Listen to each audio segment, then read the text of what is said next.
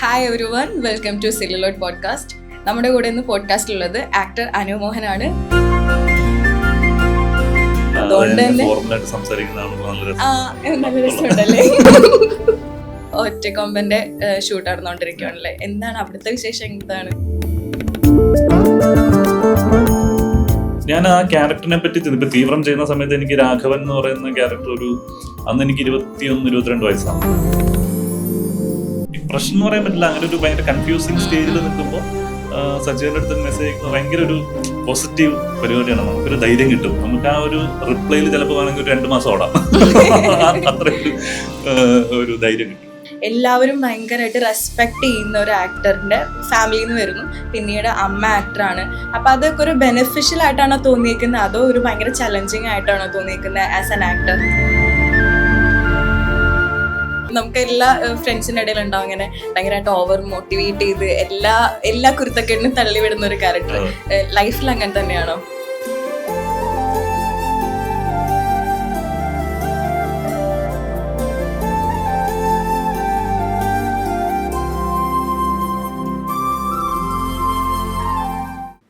Hi everyone, welcome to Celluloid podcast. നമ്മുടെ കൂടെ ഇന്ന് പോഡ്കാസ്റ്റിലുള്ളത് ആക്ടർ അനു മോഹനാണ്. Welcome to our podcast. എനിക്ക് ആക്ച്വലി ഫസ്റ്റ് പോഡ്കാസ്റ്റ് ആയതുകൊണ്ട് നല്ല ടെൻഷൻ ഉണ്ട് കേട്ടോ. പിന്നെ അനുചേട്ടനെ നമുക്ക് നേരത്തെ അറിയായിരുന്നു കേട്ടോ. അതുകൊണ്ട് തന്നെ നല്ല രസമുണ്ടല്ലേ. ഓക്കെ, അപ്പൊ ഇപ്പോ ഒറ്റക്കൊമ്പന്റെ ഷൂട്ട് നടന്നുകൊണ്ടിരിക്കുകയാണല്ലേ. എന്താണ് അവിടുത്തെ വിശേഷം? എന്താണ് അവിടുത്തെ വിശേഷം? എന്താ, കുറച്ച് നാളായി ഷൂട്ട് തുടങ്ങിയിട്ട്. ഇതുപോലെ ഒരുപാട് ആർട്ടിസ്റ്റുകളുള്ള സിനിമയാണ്.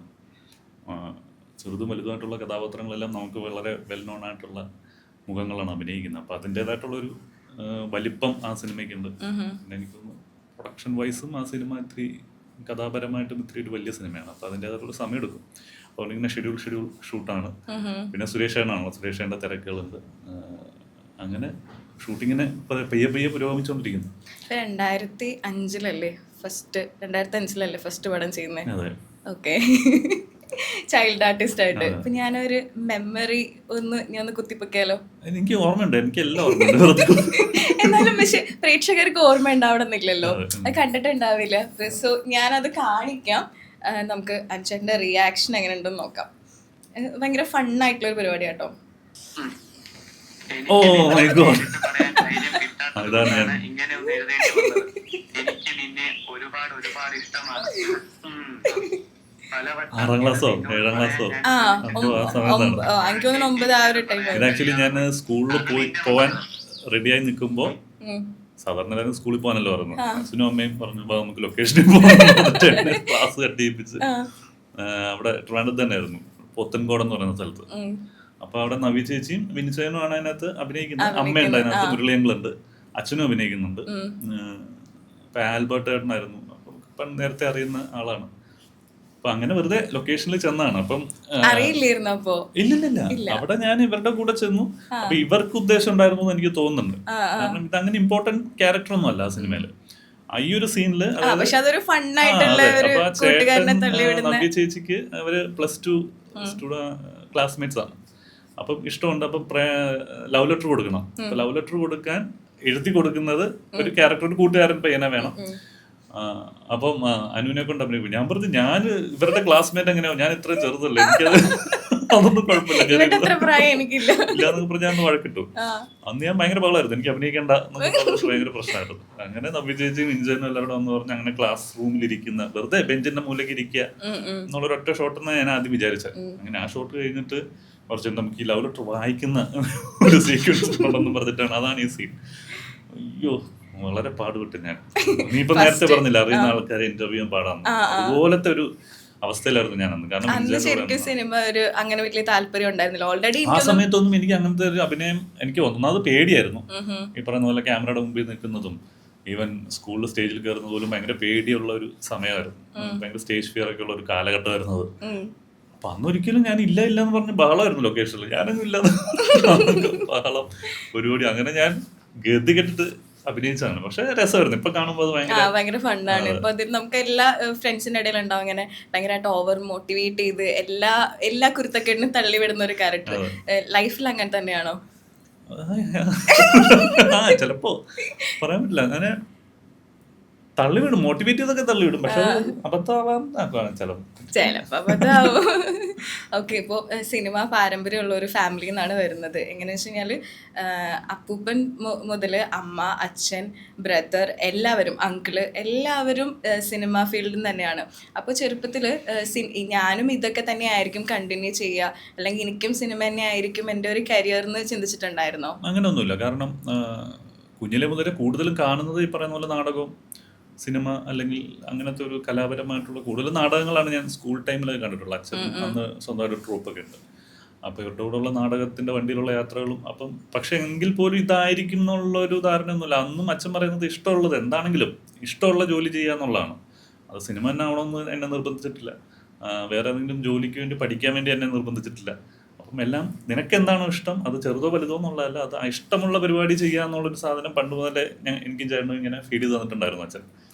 അപ്പം ഞാനിതുപോലെ പടം വരയ്ക്കും. അപ്പം അങ്ങനെ എൻ്റെ ഒരു ആ സമയത്ത് എൻ്റെ ഒരു പ്ലാൻ എന്ന് പറഞ്ഞാൽ അങ്ങനത്തെ എന്തെങ്കിലും ഒരു ആർട്ടിസ്റ്റ്, അതായത് വരപ്പിൻ്റെ മേഖലയിലുള്ള ഇപ്പോൾ പ്രൊഡക്റ്റ് ഡിസൈനിങ്, അല്ലെങ്കിൽ എന്തെങ്കിലും ഡിസൈൻ ചെയ്യുക, ഫാഷൻ ഡിസൈനിങ്ങോ അങ്ങനത്തെ എന്തെങ്കിലും ഒരു ഡിസൈനിങ് ബാക്കപ്പ് ഉള്ള ഏതെങ്കിലും ഒരു പ്രൊഫഷൻ തിരഞ്ഞെടുക്കുക എന്നുള്ളതായിരുന്നു ആ സമയത്തെ ആഗ്രഹവും ചിന്തയൊക്കെ എങ്ങനെയായിരുന്നു. അങ്ങനെയാണ് ഞാനൊരു കോഴ്സ് പഠിച്ച, പ്രൊഡക്റ്റ് ഡിസൈനിങ് കോഴ്സ് പഠിച്ചതും ഒരു 2 വർഷം ജോലി ചെയ്തൊക്കെ അങ്ങനെയായിരുന്നു. പിന്നെയും കറങ്ങി തിരിഞ്ഞ് ഈ പറയുന്ന പോലെ സിനിമയിൽ തന്നെ വന്നു കിട്ടും. അതൊരു നിമിത്തം പോലെ വന്നതാണ്. പക്ഷെ അപ്പോഴും ഈ പറയുന്ന പോലെ സിനിമയിലെ ടെക്നിക്കൽ സൈഡ് ഇഷ്ടമായിരുന്നു. സിനിമാറ്റോഗ്രാഫി ചെയ്യാൻ, അങ്ങനെ ക്യാമറമാൻ ആവാനൊക്കെ ഭയങ്കര ആഗ്രഹം ഉണ്ടായിരുന്നു കുഞ്ഞിലെ. ആർട്ട് ഡയറക്ടർ ആവാൻ ഭയങ്കര ഇഷ്ടമായിരുന്നു. കാരണം ചെറുപ്പം മുതലേ ഇതിനെ കുറിച്ച് അറിയാലോ, ഇതല്ലേ കണ്ടു ഒന്നാമത് വളരുന്നത്. ക്യാമറയുടെ മുമ്പിൽ നിൽക്കാൻ ഒരു പേടി മനസ്സിലുണ്ട്. അതുകൊണ്ട് ആ പരിപാടി ഞാൻ ആദ്യമേ കട്ട് ചെയ്തതാണ്. അത് വേണ്ട.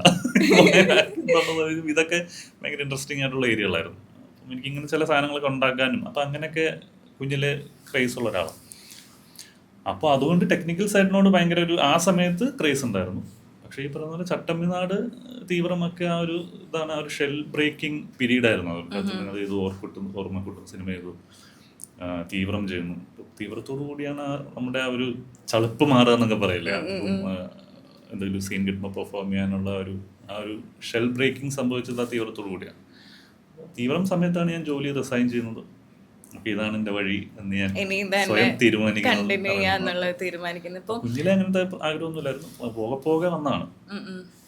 ഓക്കെ, ഇപ്പം ആസ് എൻ ആക്ടർ ട്രെയിൻ ചെയ്യാനായിട്ട് ഏറ്റവും കൂടുതൽ റെഫറൻസ് എടുക്കുന്നത് പഴയ സിനിമകളാണോ അതോ പുറത്തുള്ള സിനിമകളാണോ എടുക്കാറുള്ളത്? ആസ് എൻ ആക്ടർ എങ്ങനെയാണ് റെഫർ ചെയ്യാറുള്ളത്? ബേസിക്കലി ഞാൻ സിനിമകൾ റെഫറൻസ് എടുക്കാറില്ല. ബേസിക്കലി ഇപ്പം അത് എങ്ങനെയാന്ന് ചോദിച്ചു കഴിഞ്ഞാൽ അത് എങ്ങനെ വർക്ക് ചെയ്യുന്നത് എനിക്ക് ഇപ്പോഴും അറിഞ്ഞു. കാരണം ഇപ്പം കൂടുതൽ ഞാൻ ആലോചിക്കാറുണ്ട്. ഇപ്പം നമ്മളൊരു സിനിമ സ്ക്രിപ്റ്റ് വായിച്ചു കഴിഞ്ഞാൽ, ഇപ്പം തീവ്രം തന്നെ, ഇപ്പം ചട്ടമ്പിനാടും ഓർക്കുട്ടും ഒക്കെ അന്നത്തെ വളരെ ചെറുപ്പകാലത്ത് അങ്ങനത്തെ വളരെ സീരിയസ്നെസ് അല്ലാതെ ചെയ്ത സിനിമകളാണ്. എങ്കിലും അത് അവരുടെ ഇൻസ്ട്രക്ഷൻ അനുസരിച്ചിട്ടാണ് ചെയ്തത്. പക്ഷെ തീവ്രം വന്നപ്പോഴാണ് എൻ്റെതായിട്ടുള്ള എന്തെങ്കിലും ഒരു ഇവനൊരു തോട്ട് പ്രോസസ്സ് പോലും വർക്ക് ചെയ്ത് ഞാൻ എഫേർട്ട് എടുത്ത് ചെയ്തു എന്ന് ചിന്തിച്ചു തുടങ്ങുന്നത് തീവ്രം മുതലാണ്. അപ്പം കൂടുതലും നമ്മൾ ഞാൻ ആ ക്യാരക്ടറിനെ പറ്റി ഇപ്പം തീവ്രം ചെയ്യുന്ന സമയത്ത് എനിക്ക് രാഘവൻ എന്ന് പറയുന്ന ക്യാരക്ടർ അന്ന് എനിക്ക് 21-22 വയസ്സാണ്. പക്ഷെ ആ ക്യാരക്ടർ 28, 29, 30 വയസ്സോളം ഉള്ളൊരു ക്യാരക്ടറാണ്. അപ്പം അതെനിക്ക് യാതൊരു പരിചയമില്ലാത്തൊരു മേഖലയാണ്. ഓട്ടോ ഓടിക്കുന്ന ഒരാളാണ് ഞാനന്ന് വരെ ഓട്ടോ ഓടിച്ചിട്ടില്ല. ജയിലിൽ കിടന്ന ഒരാളാണ് ഞാൻ, ജയിലിൽ കിടന്നിട്ടില്ല. കല്യാണം കഴിച്ച ഒരാളാണ് ഞാൻ, കല്യാണം കഴിച്ചിട്ടില്ല. അപ്പൊ ഇതൊക്കെ എന്റെ പേഴ്സണൽ ലൈഫിൽ എനിക്ക് കണക്ട് ചെയ്യാൻ പറ്റാത്ത ക്യാരക്ടറുള്ള ഒരാൾ. അപ്പം അത് റിപ്പീറ്റഡ്ലി രൂപേഷനുമായിട്ടുള്ള നിരന്തരമായിട്ടുള്ള ഡിസ്കഷനിലും ചർച്ചയിലുമൊക്കെ അപ്പം ഇങ്ങനെ ആണ് അതിൻ്റെ സിറ്റുവേഷൻസ്, ഇതാണ് ഇയാൾ ഈ രീതിയിൽ ഇങ്ങനെ ബിഹേവ് ചെയ്യുമെന്ന് പറയുമ്പോൾ അതിങ്ങനെ വീണ്ടും ഞാനിങ്ങനെ ചിന്തിച്ചുകൊണ്ടിരിക്കുമായിരുന്നു. അപ്പോൾ ഞാൻ വീട്ടിൽ ഒരു പറയും, നീ ഇപ്പോൾ ഭയങ്കര സീരിയസ് ആണ്. ഞാൻ സീരിയസ് അല്ല, ഞാൻ അതിങ്ങനെ ആലോചിക്കും ഇതെങ്ങനെ ചെയ്യണ്ടേ. അതാണ് ഞാൻ വീണ്ടും ഇപ്പം ആലോചിക്കുമ്പോൾ ഞാൻ കൂടുതലും സ്ക്രിപ്റ്റ് വായിച്ചിട്ട് തന്നെ ഒരുപാട് സമയം അതിനെപ്പറ്റി ഇങ്ങനെ ഇരുന്ന് ഒറ്റയ്ക്കിരുന്ന് ചിന്തിച്ച് കുറേ നേരം അത് അങ്ങനെ ആയിരിക്കും, ഇങ്ങനെ ആയിരിക്കും, അത് ഞാനാണെങ്കിൽ എങ്ങനെ ആയിരിക്കും, അല്ലെങ്കിൽ വേറെ ആൾക്കാർ ചിലപ്പോൾ എങ്ങനെയായിരിക്കും ഇതാവുന്നത്. പിന്നെ ഞാൻ ഡെയിലി ലൈഫിൽ നമ്മൾ ചിന്തിക്കില്ല, പല കാര്യങ്ങളും വരുമ്പോൾ ഇപ്പം ഞാൻ ഒരു സാധനം റിയാക്ട് ചെയ്തു, അത് കഴിഞ്ഞിട്ട് ഞാൻ ചിലപ്പോൾ വീണ്ടും ഇപ്പം ഞാനല്ലായിരുന്നു വേറെ ആരെങ്കിലും ആയിരുന്നു അതെങ്ങനെ റിയാക്ട് ചെയ്യാൻ സാധ്യത എന്നൊക്കെ വെറുതെ ഇങ്ങനെ ആലോചിക്കും. അപ്പം അതൊക്കെയാണ് സത്യം പറഞ്ഞാൽ എനിക്ക് കിട്ടുന്ന റെഫറൻസ്. അപ്പം നമ്മളൊരു സീൻ കിട്ടുമ്പോൾ നമുക്ക് അങ്ങനെ ഒരു 3-4 പെർസ്പെക്റ്റീവ് ചിന്തിക്കാൻ ചിലപ്പോൾ പറ്റുമായിരിക്കും. പിന്നെ ഇതേപോലെ അയ്യപ്പനും കോശും ചെയ്യുമ്പോഴും സച്ചേട്ടൻ തന്നൊരു ക്ലാസ്സാണ് അത്. നീ പോലീസാണെന്നും പറഞ്ഞിട്ട് ഇനി ഇതിനു മുന്നേ ആൾക്കാർ ചെയ്തു വെച്ച പോലീസ് വേഷങ്ങളൊന്നും പോയി കാണരുത്, ചെയ്യരുത്. അല്ല കാണരുത്, കണ്ട് റെഫറൻസ് എടുക്കണ്ട, ഫ്രഷ് ആയിട്ട് വന്നാൽ മതി. നമുക്ക് അത് അങ്ങനത്തെ ഒരു പുതിയൊരു പോലീസ് സ്റ്റേഷനാണ്. ഇതുവരെ സിനിമയിൽ കാണാത്ത തരത്തിലുള്ള ഒരു പോലീസ് സ്റ്റേഷനാണ്. ഭയങ്കര സൗഹാർദ്ദപരമായിട്ട് നിൽക്കുന്ന ആളുകളാണ് അതിനകത്ത് ആ സ്റ്റാഫുകൾ എന്ന് പറയുന്നത്. CI ആണെങ്കിലും SI ആണെങ്കിലും അവരൊക്കെ ചേട്ടൻ അനിയന്മാരെ പോലെയാണ്. ലേഡി കോൺസ്റ്റബിളൊക്കെ പെങ്ങന്മാരെ പോലെ, അങ്ങനത്തെ ഒരു വളരെ സൗഹൃദമുള്ള ഒരു പോലീസ് സ്റ്റേഷനിലേക്കാണ് കോശി എന്ന് പറയുന്ന ക്യാരക്ടർ വരുന്നത്. അപ്പം സംഭവിക്കുന്നതാണ്. ഇപ്പോൾ ഇവരെ നിങ്ങളാരും പ്രീ പ്ലാൻഡ് അല്ല, അതപ്പോൾ ഓരോ ദിവസവും സംഭവിക്കുന്ന കാര്യങ്ങൾ നിങ്ങളുടെ റിയാക്ഷനേ ഉള്ളൂ. അപ്പോൾ അതിനകത്ത് ഭയങ്കര പോലീസിൻ്റെ പരിപാടി പ്രിപ്പയർ ചെയ്തൊന്നും വരണ്ട ഒന്നും പറഞ്ഞിട്ടാണ് സച്ചേട്ടൻ എന്നെ അതിലേക്ക് വിളിക്കുന്നത്. അപ്പോൾ ഇതൊക്കെ ഓരോ ക്ലാസ് ആയിരുന്നു. അപ്പം ബേസിക്കലി നമ്മളുടെ ചുറ്റുപാടും നോക്കി നമ്മളുടെ ഓരോ സിറ്റുവേഷൻ തന്നെ നമ്മൾ ഒന്നുകൂടെ കാര്യങ്ങൾ കിട്ടും എന്നുള്ളതാണ് എൻ്റെ ഒരു എനിക്ക് വർക്കാവുന്ന. അങ്ങനെ ഇപ്പൊ ചേട്ടനോടൊക്കെ എന്തെങ്കിലും സജഷൻ ഒക്കെ ചോദിക്കാറുണ്ട്? അല്ലെങ്കിൽ ഇപ്പോൾ ആക്ടേഴ്സ് തന്നെ ഒരുപാട് ആക്ടേഴ്സ് ഉണ്ടല്ലോ, ഇപ്പൊ നമ്മളെ കൂടെ ഉള്ള ആക്ടേഴ്സിന്റെ അടുത്തൊക്കെ സജഷൻസ് ഒക്കെ ചോദിക്കാറുണ്ടോ? ഇപ്പൊ ഏതെങ്കിലും ക്യാരക്ടേഴ്സും ഇത് ഇങ്ങനെ വന്നാൽ എങ്ങനെ ഉണ്ടായിരിക്കും, അങ്ങനെ എന്തെങ്കിലും അങ്ങനെ ഒരു മെമ്മറി ഉണ്ടോ ആരെങ്കിലും അടുത്തുനിന്ന് ഒരു റെഫറൻസ് എടുത്തതായിട്ട്? റെഫറൻസ് അല്ല, ഇപ്പൊ നമ്മൾ സിനിമ വർക്ക് ചെയ്യുമ്പോൾ ഡയറക്ടറിന്റെ അടുത്ത് ഇപ്പൊ ചോദിക്കും. മെയിൻലി ഡയറക്ടറും റൈറ്ററുമാണ് ആ സിറ്റുവേഷൻ എങ്ങനെയാണ് അവര് കൺസീവ് ചെയ്തിരിക്കുന്നത് നമുക്ക് കറക്റ്റായിട്ടൊരു ധാരണ, അവരുടെ മനസ്സിൽ എന്താണെന്നുള്ളൊരു ധാരണ നമുക്ക് കംപ്ലീറ്റ്ലി കിട്ടിക്കഴിഞ്ഞാൽ നമുക്ക് നമ്മുടേതായിട്ടുള്ള അഭിപ്രായം കൂടെ പറയാം. അത് കിട്ടുക എന്നുള്ളതാണ്. അത് എല്ലാ സിനിമകളിലും ഞാൻ അങ്ങോട്ട് പോയി ചോദിക്കാറുണ്ട്. ഡയറക്ടർ ആണെങ്കിലും റൈറ്റർ ആണെങ്കിലും അവർ നിങ്ങൾ ഇത് തന്നെയല്ലേ ഉദ്ദേശിച്ചത് നിങ്ങൾ. അപ്പം ഇപ്പം ചില സമയത്ത് ഞാൻ ഒരു ദേഷ്യപ്പെടുന്ന സീക്വൻസ് ആണെങ്കിൽ ദേഷ്യപ്പെടലിൻ്റെ ഒരു മീറ്റർ ഇല്ലേ, ഇപ്പം വിലായത്ത് ബുദ്ധ എന്ന് പറയുന്ന സിനിമയിൽ ഷമ്മിച്ചേൻ്റെ അടുത്ത് ഞാൻ അത്രയും നേരം അച്ഛൻ്റെ അടുത്ത് വളരെ സൈലൻ്റ് ആയിട്ട് നിന്ന മകൻ ഒരു പോയിന്റിൽ ബ്രേക്ക് ആവുന്നുണ്ട്, ബ്രേക്കായിട്ട് പൊട്ടിത്തെറിച്ച് സംസാരിക്കുന്നുണ്ട്. അപ്പം ജയൻ ചേട്ടൻ പറഞ്ഞ ഒരു പരിപാടി എന്ന് പറഞ്ഞു കഴിഞ്ഞാൽ എന്തൊക്കെ പറഞ്ഞാലും മകനാണ്. അപ്പം തെറി വിളിക്കും, ചിലപ്പോൾ നീ തെറി വിളിച്ചോന്ന് എൻ്റെ അടുത്ത് പറഞ്ഞു. പക്ഷെ തെറി വിളിക്കുന്നതിന് ഒരു മീറ്റർ ഉണ്ടല്ലോ. അച്ഛനല്ലേ, അച്ഛനാകുമ്പോൾ നമുക്ക് പച്ചത്തെറി മറ്റേ കൂട്ടുകാരെ വിളിക്കുന്നത് പോലെ വിളിക്കാൻ പറ്റില്ല. അപ്പം അതിന് പോലും അപ്പം ആ ഒരു മറ്റേ ഒരു ഔട്ട്ലൈൻ ജയൻ ചേട്ടൻ പറഞ്ഞു തന്നു. അതിൻ്റെ അകത്ത് നിന്ന് നമുക്ക് പ്ലേ ചെയ്യാൻ ഒരു സ്വാതന്ത്ര്യം തന്നു കഴിഞ്ഞാൽ നമുക്ക് അതിനകത്ത് കൂടുതൽ നമ്മളുടേതായിട്ടുള്ള കാര്യങ്ങൾ സംസാരിക്കാം. അപ്പം അങ്ങനെയൊക്കെ സജഷൻസ് അങ്ങോട്ടും ഇങ്ങോട്ടും ചോദിക്കാറുണ്ട്. അതൊക്കെ തന്നെ വർക്കാവുന്നത്. കാരണം ഡയറക്ടറുടെ അൾട്ടിമേറ്റ്ലി ഡയറക്ടർ എന്താണോ ചിന്തിക്കുന്നത് അതാണ് ആ സിനിമ. അപ്പം അദ്ദേഹത്തിൻ്റെ മനസ്സിൽ എന്താണെന്ന് നമ്മൾ ആദ്യം മനസ്സിലാക്കുക, അതിനനുസരിച്ചിട്ട് ഒരു സ്പേസ് കിട്ടുമ്പോൾ അതിനകത്ത് നമ്മുടെ കൂടെ ഇട്ടു. അപ്പോൾ കൊട്ടാരക്കര ശ്രീധരൻ നായർ അപ്പോൾ ഒരു ലിജൻഡറി ആക്ടറാണ്. അപ്പോൾ ഒരുപാട് ഇപ്പം എനിക്ക് തോന്നുന്നു ഇപ്പം ഉള്ള ജനറേഷനിലുള്ളവർക്ക് അത്രത്തോളം പേര് ഭയങ്കര ഒരു ബ്രാൻഡാണെങ്കിലും അറിയാൻ ചാൻസ് ഇല്ല. പക്ഷെ മൈ ഡിയർ കുട്ടിച്ചാത്തൻ കണ്ടവർക്ക് നല്ല ഓർമ്മയുണ്ടാവും അതിലെ ഒരു ക്യാരക്ടർ. എനിക്ക് തോന്നുന്നു ഞങ്ങളെ ഒരു ജനറേഷനിലൊക്കെ എനിക്കൊക്കെ അതാണ് ഓർമ്മ. ചെമ്മീനിലൊക്കെ ഞാൻ ഇങ്ങനെ നമ്മൾ റിസർച്ചിന് വേണ്ടി കാണാമെന്നല്ലാതെ അതൊന്നും ഞാൻ കണ്ട പടങ്ങളല്ല. അപ്പം അത്രയും മുൻപ് കാലഘട്ടത്തിൽ എല്ലാവരും ഭയങ്കരമായിട്ട് റെസ്പെക്റ്റ് ചെയ്യുന്ന ഒരു ആക്ടറിൻ്റെ ഫാമിലിയിൽ നിന്ന് വരുന്നു. പിന്നീട് അമ്മ ആക്ടറാണ്.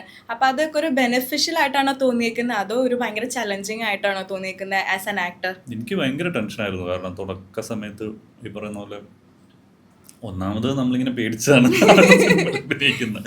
അപ്പം അതിൻ്റെ കൂടെ ഈ അപ്പൂപ്പൻ ഭയങ്കര എല്ലാവരും വന്നിട്ട് ആദ്യം അപ്പൂപ്പനിൽ അങ്ങോട്ട് തുടങ്ങും.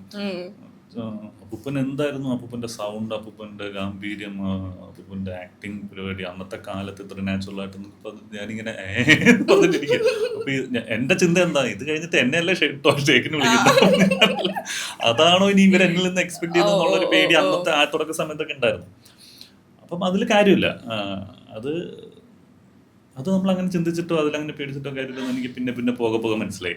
കാരണം ഈ പറയുന്ന പോലെ ഈ ഫാമിലിയിൽ നിന്ന് വരുമ്പോൾ ചിലപ്പോൾ ഞാനിപ്പോൾ ഈ സിനിമ കാണിച്ചില്ലേ ഇപ്പം എന്നെ, അതെന്തുകൊണ്ടാണ് ഞാൻ ആ ഫാമിലിയിലുള്ളതുകൊണ്ടാണ് ഞാൻ ആ ഒരു സീനിൽ അഭിനയിക്കുന്നത്.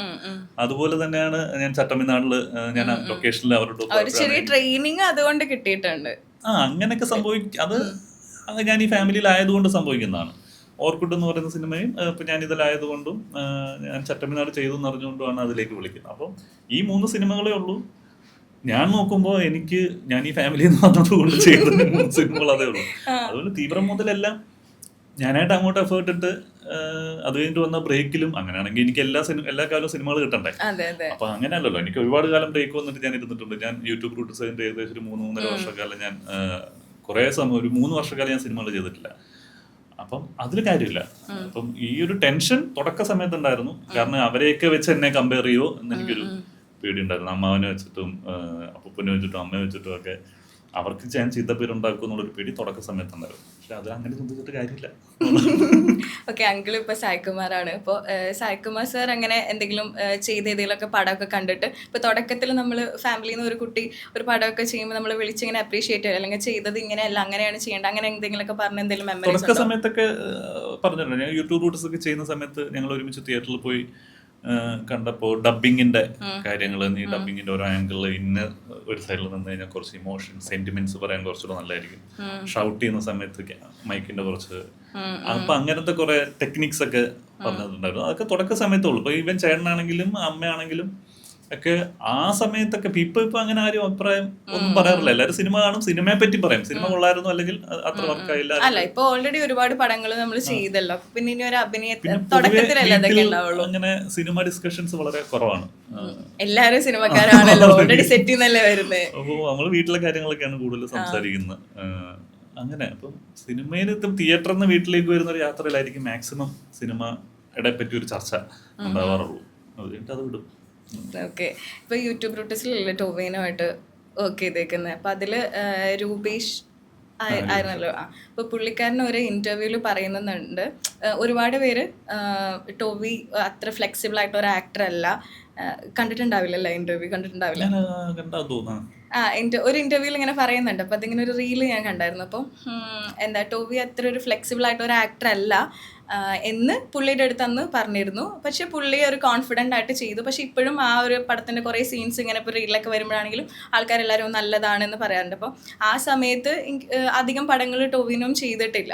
അപ്പോൾ ആ സമയത്ത് അഭിനയിക്കുമ്പോൾ അങ്ങനെ തോന്നിയിരുന്നു, ഫ്ലെക്സിബിൾ അല്ലാത്തൊരു ആക്ടറായിട്ട് തോന്നിയിരുന്നു. എങ്ങനെയായിരുന്നു അവിടെ ആ ഒരു സെറ്റിലുള്ളൊരു എക്സ്പീരിയൻസ് എങ്ങനെയായിരുന്നു ടോവിയുടെ കൂടെ? ഒരിക്കലും ഇല്ല. കാരണം ടോവിനെ എനിക്ക് അന്നല്ല, അതിന് മുന്നേ അറിയാം. ഞങ്ങൾ തീവ്രം വർക്ക് ചെയ്യുന്നത് പോലെ എനിക്ക് ടോവി നമ്മുടെ കൂടെ ഒക്കെ ഉണ്ട്. കാരണം അതിൽ അവൻ ആദ്യം അഭിനയിക്കാൻ വന്നതായിരുന്നു. പിന്നെ അവൻ എന്നെ അസിസ്റ്റ് ചെയ്തിട്ടുണ്ട്, രൂപേഷൻ്റെ അസിസ്റ്റൻ്റ് ആയിട്ട് വർക്ക് ചെയ്തിട്ടുണ്ടായിരുന്നു. അപ്പം തീവ്രം മുതൽ ടോവിയായിട്ട് വളരെയധികം സൗഹൃദമാണ്. അപ്പം അവനെ നമുക്കപ്പം പേഴ്സണലി അറിയാമല്ലോ. അപ്പം ആ യൂട്യൂബ് റൂട്ടസിലെ ആ ക്യാരക്ടർ എന്തുകൊണ്ടും ആപ്റ്റ് അവനാണെന്ന് നമുക്കറിയാം. കാരണം അത്രയും ഫണ്ണായിട്ട്, അത്രയും ഒരു ഭയങ്കര ബോഡി ബിൽഡിങ് ഒരാള് അത്രയും ക്യൂട്ടായിട്ട് വർക്ക് ചെയ്യണമെങ്കിൽ അത് അവനെ കൊണ്ടേ പറ്റുള്ളൂ. കാരണം നമുക്കത് ഭയങ്കര രസമായിട്ട് അവൻ അല്ലാതിരിക്കുമ്പോൾ പറയുന്ന തമാശകൾ നമുക്ക് അറിയുന്നതാണ്.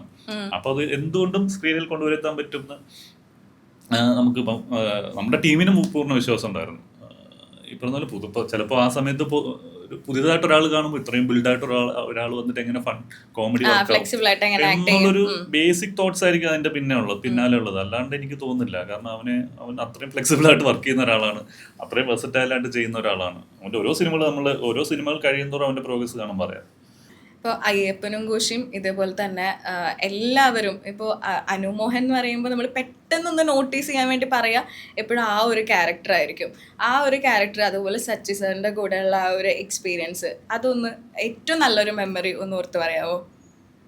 എല്ലാം സച്ചിൻ്റെ കൂടെയുള്ള ഓരോ ദിവസവും മറക്കാൻ പറ്റില്ല. കാരണം ഇത്രയും ഓർമ്മകളുള്ള ഒരാളായിരുന്നു അദ്ദേഹം. ഞാൻ ഒരുപാട് ഇന്റർവ്യൂവിൽ പറഞ്ഞിട്ടുള്ളതാണ്. ആദ്യം ഞാൻ സച്ചിനെ കാണുന്നത് ഇതേപോലെ ടിക്കറ്റ് 43 ഡേ ഷൂട്ടിന് ഞാൻ കാശ്മീരിലേക്ക് പോകുന്ന സമയത്താണ്. അപ്പോൾ അന്നൊരു ഫുൾ ഡേ ഞങ്ങൾ ഒരുമിച്ച് യാത്ര ചെയ്തു.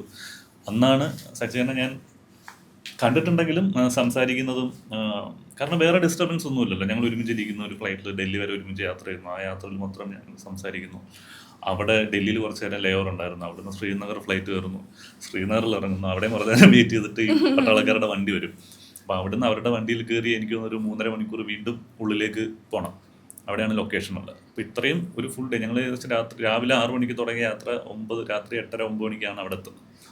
അപ്പം ആ ഒരു ഫുൾ ഡേ വേറെ ഒന്നും ഞങ്ങൾ രണ്ടുപേർക്കും മാത്രമേ ഉള്ളൂ സംസാരം. ഞങ്ങൾ ഇടയ്ക്ക് ചായ അടിക്കാൻ ഇറങ്ങും, ചായ കുടിക്കും. സച്ചേട്ടൻ്റെ വക്കീൽ കാര്യങ്ങൾ പറയുന്നു, നാടകത്തിലുണ്ടായിരുന്ന കാര്യങ്ങൾ പറയുന്നു. അച്ഛനെ സച്ചേട്ടൻ അറിയാം, അച്ഛനുമായിട്ടുള്ള സൗഹൃദം പറയും. അപ്പൂപ്പൻ്റെ കാര്യങ്ങൾ, സിനിമകളെ പറ്റി പറയും, എൻ്റെ പഠിത്തത്തിനെ പറ്റി സംസാരിക്കും. പിന്നെ മൊത്തത്തിൽ പഠിത്തത്തിനെ പറ്റിയൊക്കെ സംസാരിക്കും, നമ്മുടെ ഇഷ്ടങ്ങളെ പറ്റി. അപ്പം അങ്ങനെ ഒരു ഭയങ്കരമായിട്ടുള്ളൊരു സൗഹൃദമാണ്. ഭയങ്കര ഒരു ചേട്ടനെ പോലെ എനിക്ക് ഭയങ്കര സ്വാതന്ത്ര്യം, ആ ഒരു ഒറ്റ ദിവസം കൊണ്ട് ഭയങ്കര ഒരു സ്വാതന്ത്ര്യം സച്ചിൻ്റെ അടുത്ത് കിട്ടിയിട്ടുണ്ടായിരുന്നു.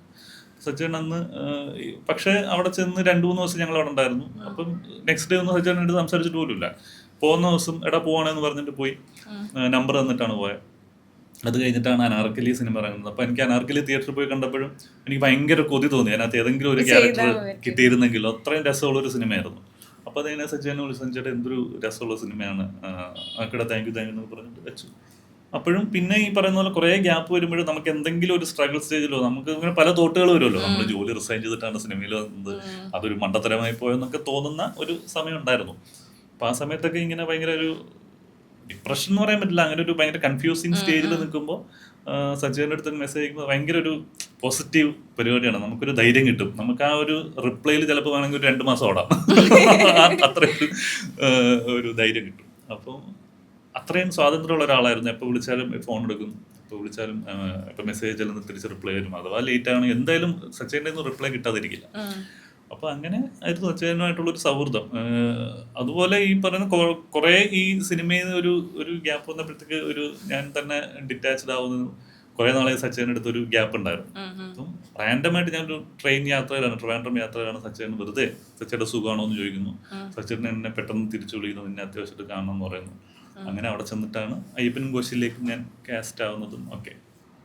അപ്പോഴും ഈ പറയുന്നത് പോലെ സുജിത്ത്, CPO സുജിത്ത് എന്ന് പറയുന്ന ക്യാരക്ടർ സിനിമയിലുള്ള സീക്വൻസുകളെ പറ്റിയൊന്നും അങ്ങനെ ഡിസ്കസ് ചെയ്തിട്ടേ ഇല്ല സച്ചേട്ടൻ. സച്ചേട്ടൻ ഇങ്ങനെ ഫ്രീ ടൈമിൽ ഇരിക്കുമ്പോൾ ഇവിടെ വന്നിരിക്കുന്നു പറഞ്ഞിട്ട് എന്നെ പിടിച്ചെടുത്തിരുത്തും. അടുത്ത ആരുടെയെങ്കിലും ഷോട്ട് എടുക്കുകയായിരിക്കും. അപ്പം നീ ഇത് കാണുന്നു പറഞ്ഞിട്ട് ആക്ഷൻ പറയുന്നത് എന്നെ കൊണ്ട് കാണിക്കും. അതുകൊണ്ട് കട്ട് പറയുമ്പോൾ മൊത്തം കണ്ടിട്ട് കൊള്ളല്ലേ, ഓക്കെ അല്ലേ, ഓക്കെ പറഞ്ഞിട്ടിങ്ങനെ. അപ്പം എന്നിട്ട് പറഞ്ഞിട്ട് അപ്പോഴായിരിക്കും സുജിത്തിന്റെ എന്തെങ്കിലും. ഈ സുജിത്തിന്റെ അച്ഛൻ ഒരു തെങ്ങേറ്റക്കാരനായിരുന്നു. അയാൾ അങ്ങനത്തെ ഒരു ആദ്യം എനിക്ക് കത്തിയില്ല. പിന്നെ എനിക്ക് മനസ്സിലായി ഇയാളുടെ ബാക്ക് സ്റ്റോറി. CPO സുജിത്തിന്റെ അയാൾ എവിടെയാ ജനിച്ചത്, അയാളുടെ അച്ഛനും അമ്മ എന്താണ്, ഇയാൾ എങ്ങനെയാണ് സ്കൂളിൽ പോയത്, ഇയാളുടെ ഇഷ്ടങ്ങൾ എന്താണ്, ഇയാൾ എന്തൊക്കെയാ കണ്ടു വളർന്ന, അങ്ങനെ ഇയാൾ പിന്നെ SFI അനുഭാവിയായിരുന്നു സ്കൂളിലും കോളേജിലും. അപ്പൊ ഇങ്ങനത്തെ ഒരു ആ സിനിമ തുടങ്ങുന്ന പോയിന്റ് വരെ എന്തായിരുന്നു അവൻ എന്നുള്ള ഒരു ബാക്ക് സ്റ്റോറി വളരെ ക്ലിയർ കട്ടായിട്ട് സച്ചേട്ടൻ പല സന്ദർഭങ്ങളിലായിട്ട് എനിക്ക് ഇങ്ങനെ ഫീഡ് ചെയ്ത് തന്നിട്ടുണ്ടായിരുന്നു. ഇത് എനിക്കിത് സിനിമയിൽ ഇത് എത്രത്തോളം ഞാനിത് കേട്ടോണ്ടിരിക്കുന്നുള്ളൂ. പക്ഷെ എനിക്കത് സിനിമ കണ്ടു കഴിഞ്ഞ് വർക്ക് ചെയ്ത് കഴിയുമ്പോഴാണ് അത് അന്ന് പറഞ്ഞത് വെച്ചിട്ടാണ് എനിക്ക് പല റിയാക്ഷൻസ് എൻ്റെ ഉള്ളിൽ നിന്ന് അറിയാതെ പറഞ്ഞത്. അത് എല്ലാവർക്കും അങ്ങനെ തന്നെയാണ്. അപ്പം പിന്നെ നമ്മൾ ഓരോ ലൊക്കേഷനിൽ ഡെയിലി പോകുമ്പോഴും ഇപ്പം നെക്സ്റ്റ് ഡേയിലെ സീൻ എന്താണെന്നുള്ളത് നമുക്ക് തലേദിവസം അസിസ്റ്റന്റ് ഡയറക്ടേഴ്സ് അയച്ചു തരും. പ്ലസ് അവരൊരു ഓഡിയോ ക്ലിപ്പും കൂടെ അയക്കും. അപ്പം സീൻ നമ്പർ 56 ആണെങ്കിൽ സച്ചേട്ടൻ വായിച്ച ഒരു സീൻ നമ്പർ 56ന്റെ ഓഡിയോ ക്ലിപ്പ് ഉണ്ട്. അപ്പൊ ഞങ്ങൾ എല്ലാവരും രാവിലെ ഹെഡ്സെറ്റും വെച്ച് ഈ സീൻ കേട്ടിട്ടാണ്. ഇപ്പൊ സച്ചേട്ടൻ അതേ റെൻഡറിങ്ങിൽ ഭയങ്കര മോഡുലേഷനിൽ ഓരോ ക്യാരക്ടറിന്റെ രീതിയിൽ വായിച്ച സ്ക്രിപ്റ്റിന്റെ ഓഡിയോ ക്ലിപ്പ് കേട്ടിട്ടാണ് ഞങ്ങൾ ഇന്നും രാവിലെ ലൊക്കേഷനിലേക്ക് വരുന്നത്. അതൊക്കെ ഭയങ്കര ഒരു വലിയൊരു ക്ലാസ് ആയിരുന്നു. അതേപോലെ തിയേറ്ററിൽ ഏറ്റവും കൂടുതൽ കൈയ്യടി കിട്ടിയ ഒരു സീക്വൻസ് ആണ് സതീഷ് എന്ന് വിളിക്കുന്ന, CIനെ കയറി പേര് വിളിക്കുന്ന ഒരു സീക്വൻസ്. അപ്പം അത് ഷൂട്ട് ചെയ്യുന്നത് രാവിലെ ഞങ്ങൾ വേറൊരു ഷൂട്ട് ചെയ്തിട്ട് മഴ എന്തോ ആണ്. അപ്പം വൈകുന്നേരം ഉള്ളൂ ഷൂട്ട്. അപ്പം ഒരു പകൽ കുറച്ച് സമയം ബ്രേക്ക് ഉണ്ട്. അങ്ങനെ സച്ചേട്ടൻ എന്നെ വിളിച്ചിട്ട് കാറി കയറുന്നു. മുന്നേ സച്ചേട്ടൻ എന്നെ സച്ചേട്ടൻ്റെ കാറി കയറ്റി അന്ന് അട്ടപ്പാടി മൊത്തം ഒന്ന് കറങ്ങി. സച്ചേട്ടൻ്റെ റൂമിൽ പോകുന്നു, സച്ചേട്ടൻ കുളിക്കുന്നു, ഫ്രഷ് ആകുന്നു, കുറേ നേരം സംസാരിക്കുന്നു. ബാക്കി നമുക്ക് ഷൂട്ട് ചെയ്യാമെന്ന് പറഞ്ഞിട്ട് എന്നിട്ടാണ് പോയാ. അപ്പം അതൊരു പറയാതെ പറയുന്ന ഒരു പരിപാടിയാണ്. എന്നെ കംഫർട്ടബിൾ ആക്കിയതാണോ എനിക്ക് അറിഞ്ഞൂടാ, എന്നെ ഫ്രീ ആക്കിയതാണോ എന്ന് എനിക്ക് അറിഞ്ഞൂടാ. പക്ഷെ എനിക്ക് ഭയങ്കര രസമായിട്ട് ഭയങ്കര ഫ്രീ ആയിട്ട് എനിക്ക് ആ സീൻ ചെയ്യാൻ പറ്റി അന്ന് രാത്രി. അത് കഴിഞ്ഞിട്ട് നെക്സ്റ്റ് നല്ല അടിപൊളിയായിരുന്നു കേട്ടോ, രസമായിരുന്നു. അപ്പം നമ്മളെ പറയാതെ നമ്മളെ ഭയങ്കര ഇങ്ങനെ കംഫർട്ട് സോൺ, നമുക്കത് പ്രത്യക്ഷത്തിൽ ഫീൽ ചെയ്യില്ല. ഡയറക്ടറാണ് എല്ലാ കാര്യങ്ങളെ കുറിച്ചും. ഭയങ്കര ഒരു ലെജൻഡറി ആളായിരുന്നു.